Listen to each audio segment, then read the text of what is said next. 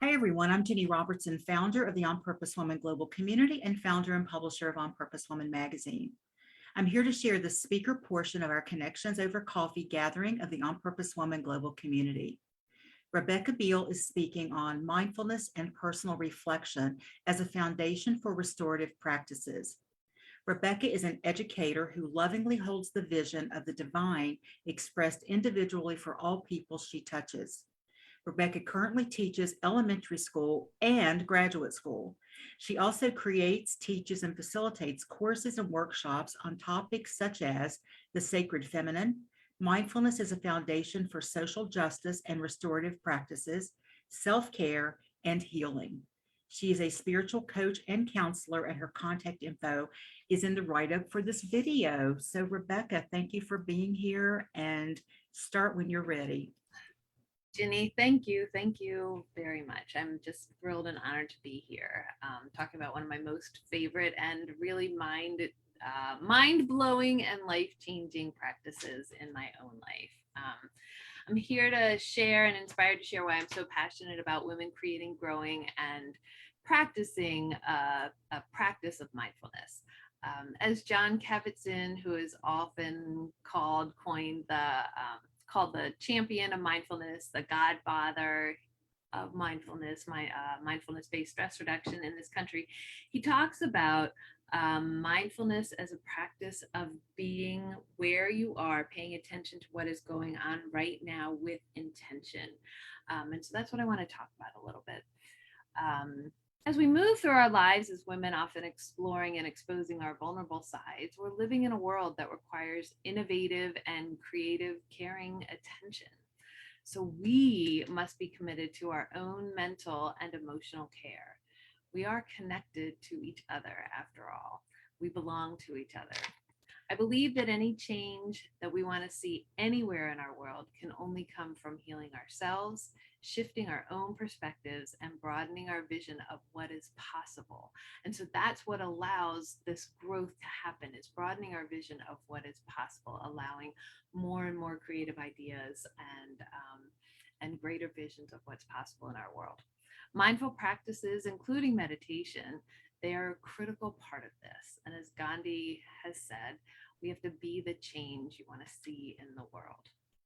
I often start, as I said, as Ginny said, I'm a spiritual counselor and a licensed practitioner. And I often begin any sort of meditation or prayer work with this idea of getting my mind and my body in the same space. And really, one of the best ways to do that, and I hope to invite you to practice this with me, is get aware of yourself in your body, in your seat right now. So notice that your bottom is on your chair, probably your back is against the back, or maybe it's not. I'm sitting up straight, so my back is not against the back at all. But begin to notice the body, and then take a deep breath in. And it's through that active breathing that can only happen in the present moment that we can bring the body and the mind, because the mind can travel out there into the future and into the past. So bringing the mind and the body together. A practice of mindfulness regularly, no matter how it may feel in the moment, it regulates the nervous system. So that's one of a really, really important thing to do. We live in an environment and at a time where there's a lot of stress, whether it's stress in our own lives, whether it's global stress, whether it's neighborhood stress, whether it's family stress. You I can't pick up the newspaper, or like I can get lost in the Twitterverse sometimes, and that can really elevate my stress an awful lot. We just are swimming in this pot of stress. Some of it's ours and some of it's not, but we all are impacted by it. And so the practice of mindfulness can help us regulate our own nervous system. So what I want to do, again, I want to do a little bit more experiential work with you.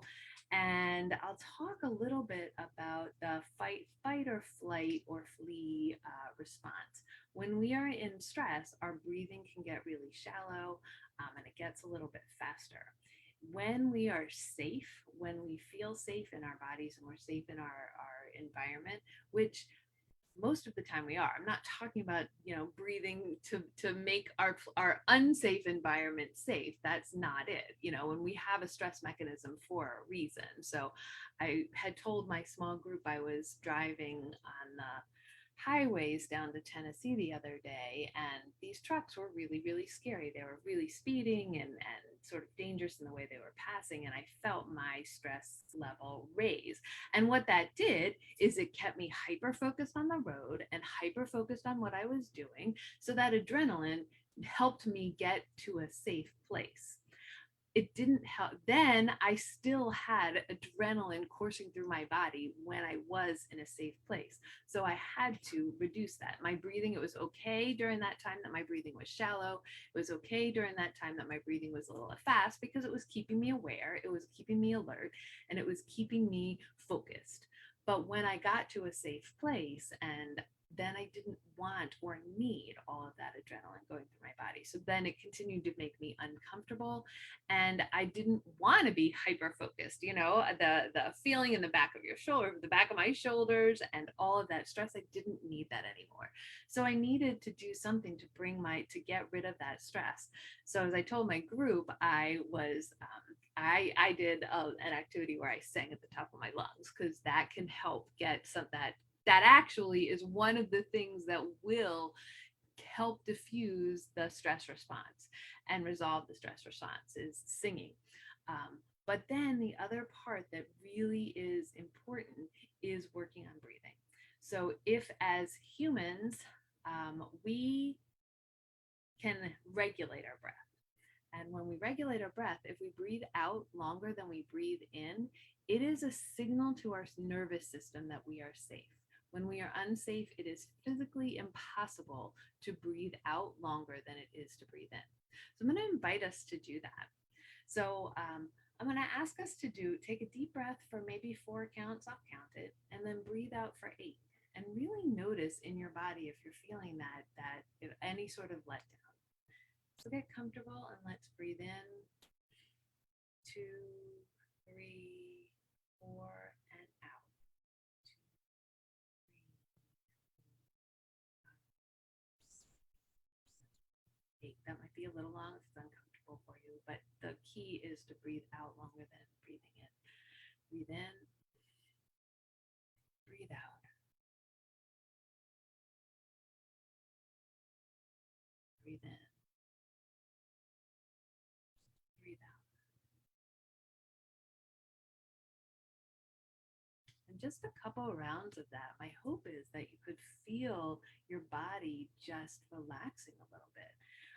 And that is a really wonderful, wonderful practice that can help in those times of stress. And that's one of the things that we as humans can do, as I said before, that we can regulate our breath, and we can use our breath for different purposes. And so knowing and understanding that my body is in stress and I want to resolve that stress, using breath to help resolve that is one of the really important ways and beautiful ways to do it, and very simple.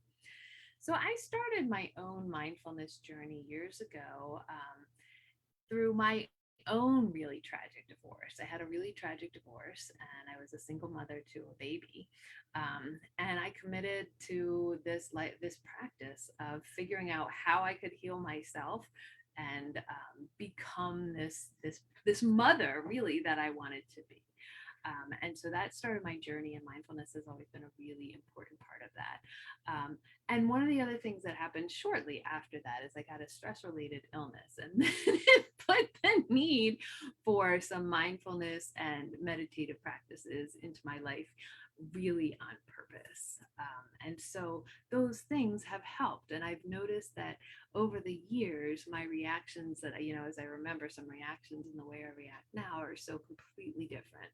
And it's changed who I am in the world, and how I act in the world, and how I react to the world and respond to the world. So it's been really important in my life. And as a teacher, I wanted to teach teachers the kind of experiences and results that I had. And then I wanted to trickle down, hopefully, to the children. My daughter is now 19, and I used to try and teach her, like, let's meditate together, let's do some mindfulness. and she would poo-poo me. But at 19, she has her own meditative practice that she's developed on her own. So it does change the world, wherever you it does. And whether it just changes me, it has also then changed the world. So mindfulness really is a practice, as I said before, of um, knowing where we are in the moment, noticing the moment. It's definitely not a cure to every single thing that ails us. And there's no particular way to do mindfulness. There's lots and lots and lots of things that we could be doing mindfully. Meditation certainly is one form of a mindful practice, but so is almost everything else. And we'll talk about that in a little bit.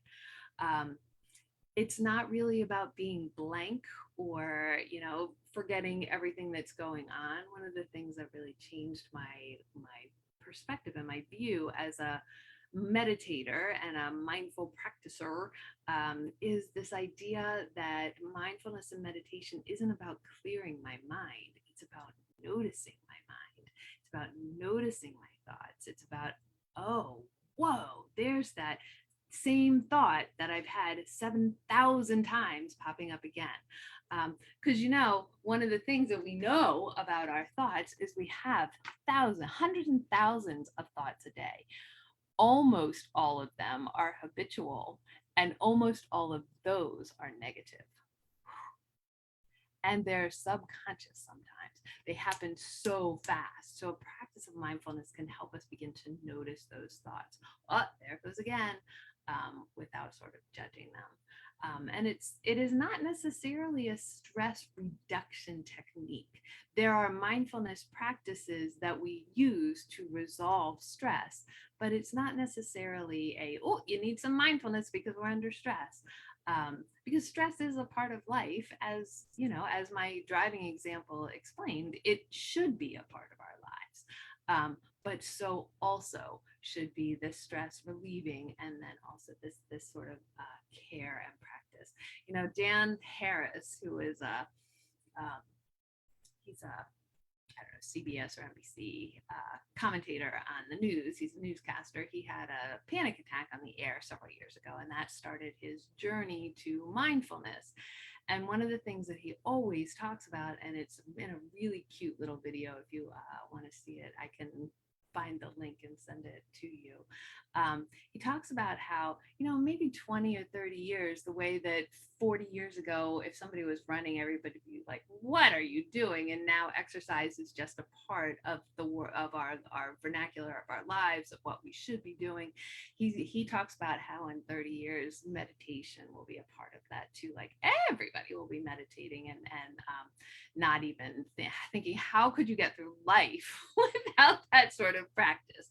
So that's what I want to, I want to bring that to as many people as possible. So it's a practice, it's a practice, and practice makes perfect, or not, practice makes practice.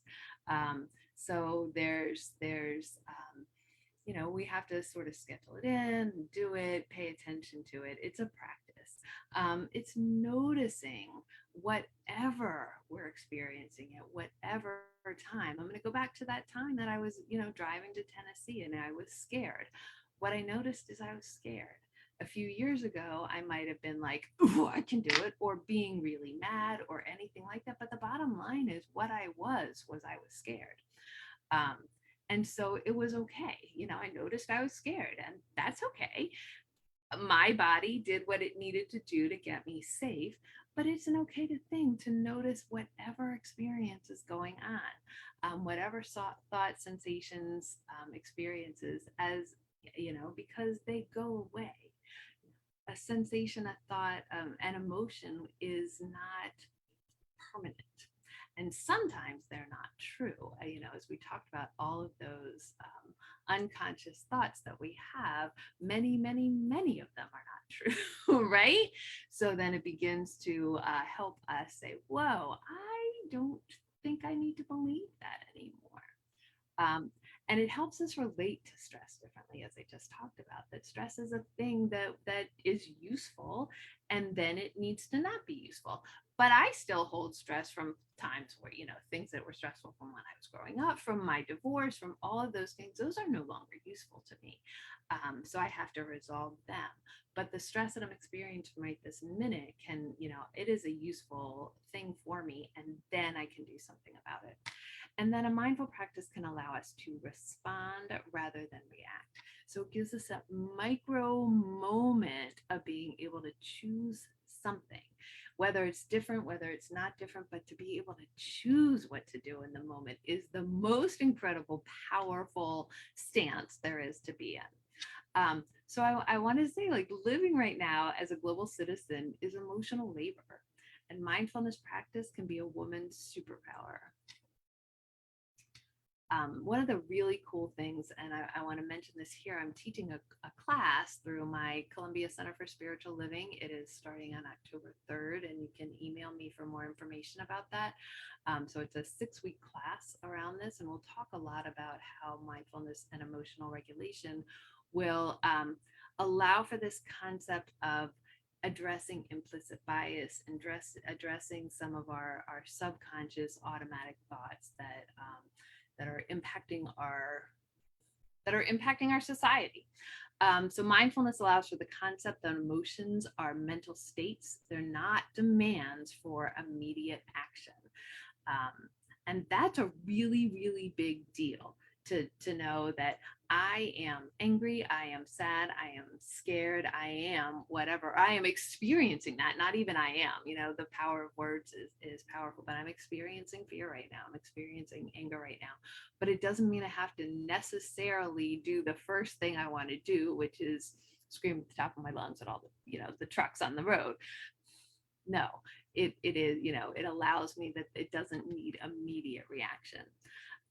Mindfulness also is associated with a healthy brain functioning. And in the class, we'll talk a lot more about that. But the anterior cingulate cortex is associated with mental flexibility and improved decision-making skills. So as we practice mindfulness, this cortex, our brain, becomes healthier and more elastic, and different neurons and neuron connections will be made.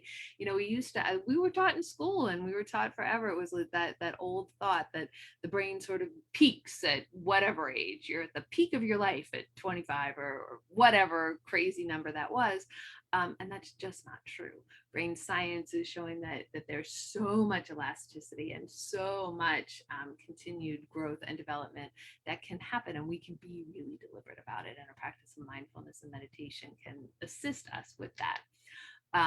And then really, really, as those two things were leading up to, and one of the things that I like a lot and teach a lot about in school as a diversity, equity, inclusion specialist and teacher, is that mindfulness can help us act thoughtfully in the moment, which can help us reduce the implicit bias, as I said before. And so a lot of the work about addressing and tolerating conversation about the isms and about the schism, schisms in our society, come from being able to sit with really uncomfortable conversations and uncomfortable feelings. And that can only happen when individuals can tolerate uncomfortable emotions and uncomfortable conversations, and know that just because I am uncomfortable, or just because I'm hearing something I don't like, doesn't mean anything else. That's a big, big deal. And so being mindfulness can, like what I just said, it helps reduce that emotional reactivity. And so it helps reduce, we have a negativity bias. Humans have a negativity bias. And so as we become more and more aware of our thoughts in the moment, we can become more and more aware of that negativity bias, and we can help to overcome that.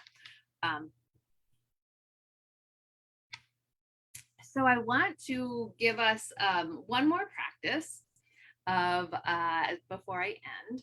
Another nice, simple, mindful practice, and it's not a meditation, so you can do it anywhere that you are, whether it's outside, inside. I want to do the 5, 4, 3, 2, 1 practice that you may have heard that before.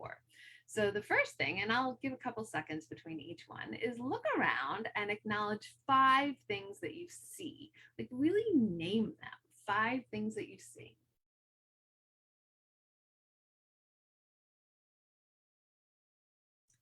And then acknowledge 4 things you can touch.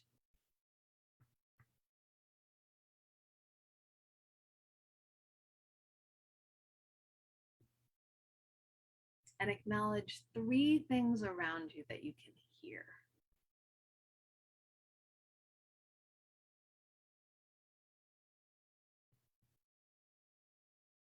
And 2 things around you that you can smell.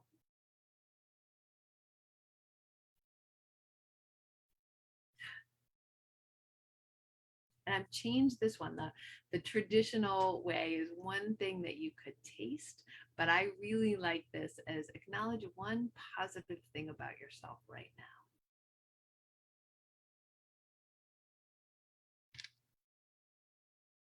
It's a beautiful way to connect to myself in space, connected to the environment and noticing things. How many times I'm in a room where my daughter does a lot of her work, and it was her office when she was in school online, and just I see it all the time, but I don't pay any attention to all her posters up there. So it was really beautiful for me to look around at the 5 things.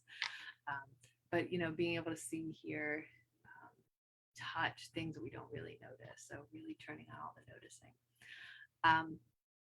So I invite you to my course. I invite you to explore your own mindfulness practice.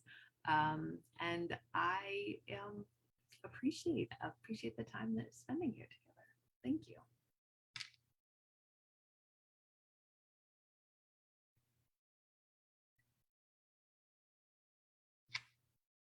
Yeah, unmute yourself so Rebecca can hear at least some applause. Thank you, Rebecca. I love that last exercise. That was a new one for me. And just everything that you said was just an amazing reminder. And thank you. Thank you for being here with us. And thank you to anyone who watched this live or is watching the replay. If you'd like to join us for one of our 11 Zoom gatherings a month or an in-person in Richmond, Virginia or Charlottesville, Virginia, comment below and I'll tell you how to do that. You can also go to my website, opwgc.com, and find out all about our community.